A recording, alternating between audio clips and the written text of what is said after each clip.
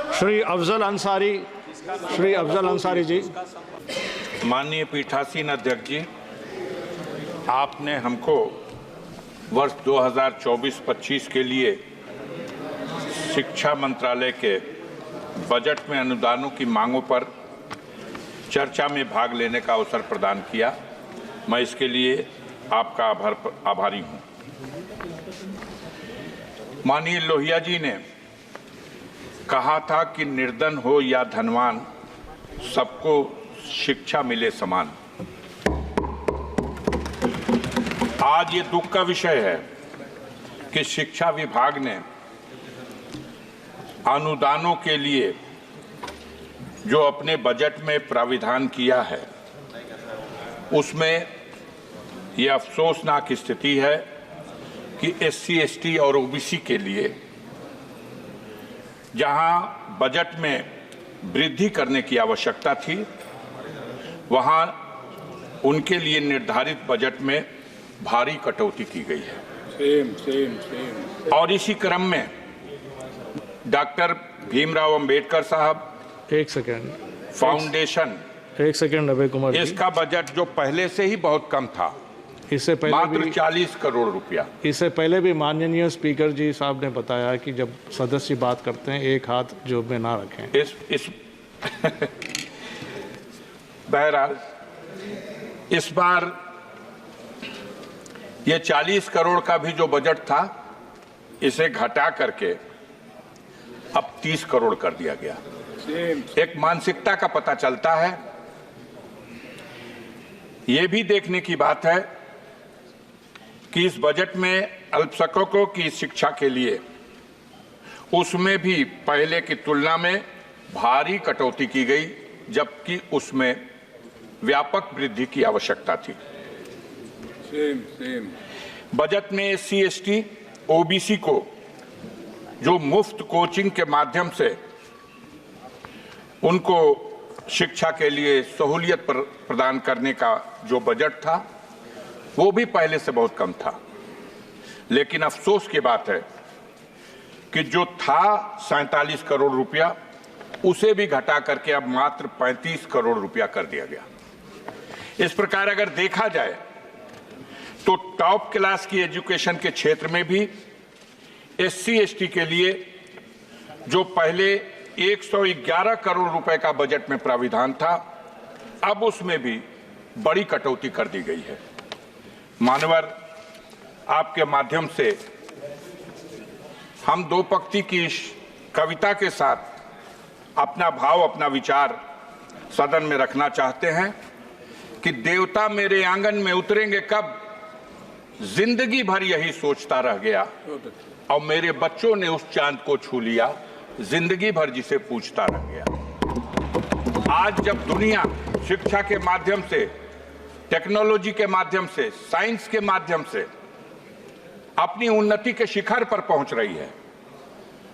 तब हमारे देश में शिक्षा में खास तौर से जो कमजोर वर्ग है,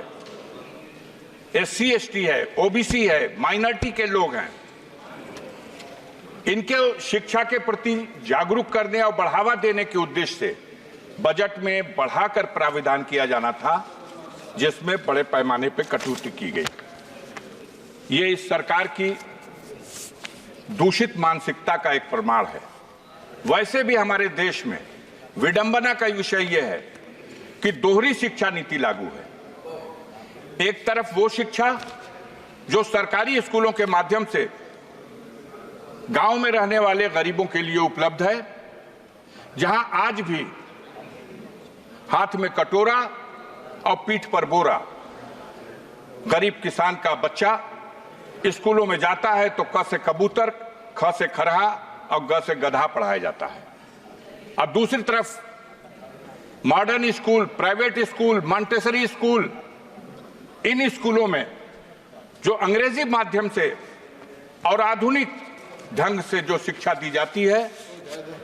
दोनों रास्तों से जो शिक्षा प्राप्त करके बच्चे हमारे ऊपर जाते हैं, तो जब किसी पद के कंपटीशन में दोनों को हिस्सा लेना होता है, तो जो क से कबूतर, ख से खरा, ग से गधा पढ़ के गया है और जो क से कंप्यूटर पढ़ के गया है, वहां जब मुकाबला होता है तो जरूर जो आधुनिक शिक्षा से लैस उस विद्यालयों से पढ़ के आने वाले छात्र हैं वो कामयाब होते हैं, और सरकार की तरफ से जो अपने देश की जनता के लिए, गरीबों के लिए, मजदूरों के लिए, गांव में रहने वाले लोगों के लिए जो शिक्षा का प्रबंध है, उस शिक्षा को ग्रहण करके जो लोग ऊपर पहुंचते हैं तो उनकी बुनियाद कमजोर हो जाती है। देखने की बात है कि ऐसी स्थिति में सबसे जरूरी था कि हम दोहरी शिक्षा नीति को कैसे समाप्त करें, कैसे संतुलन बनाएं। जो प्राइवेट स्कूलों की शिक्षा है वो इतनी महंगी है कि एक गरीब आदमी तो अफोर्ड कर ही नहीं सकता, एक मध्यम वर्ग का आदमी भी उनके बच्चों को 2 में, 3 में, 4 में, 5 में पढ़ने के लिए 2,000 रुपया महीना,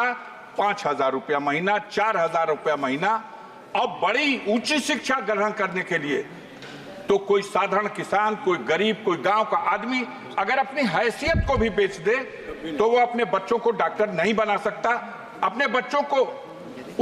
उस तरह की शिक्षा नहीं दे सकता जो उसके लिए एक सपना है। मान्यवर, आपके माध्यम से इस सदन में हम आपसे ये अनुरोध करना चाहते हैं कि हमारी सरकार को दोहरी शिक्षा नीति को समाप्त करने की दिशा में पहल करनी चाहिए, और सरकार का ये बजट जिसमें अनुदानों के लिए जो प्राविधान किया गया, इसमें जो SC, ST और OBC और माइनॉरिटी के लोगों को जो सहूलतें पहले से फराहम की जाती रही हैं, उनको शिक्षा के क्षेत्र में बढ़ावा देने के लिए उसमें कटौती किए जाने से यह साबित होता है कि आप दोहरी शिक्षा नीति को बढ़ावा देने का प्रयास कर रहे हैं। मैं इस अवसर पर श्रीमान जी आपके माध्यम से एक बात और कविता के रूप में आपके अपने भाव को इस रूप में रखना चाहता हूं। अभी बात नहीं समझ में आ रही, अभी बोल रहे थे एक सज्जन, तो वो 1 मिनट में शिक्षा की बात कर रहे थे और दूसरी तरफ सागर में चले जा रहे थे। तो सागर और शिक्षा बात समझ में नहीं आ रही। मैं आपके माध्यम से कहना चाहता हूं कि पत्थर के जिगर वालों, गम में वो रवानी है, खुद राह बना लेगा बहता हुआ पानी है। और कमजोर की आहों को, मजलूम की आहों को कमजोर समझ लेना अब जालिम हुकूमत के जाने की निशानी है। यहाँ डॉक्टर राजकुमार, हमारे यहाँ सदन में डॉक्टर राजकुमार सांगवान चर्चा हो रही है। डॉक्टर राजकुमार सांगवान जी। मैं अरे मान्यवर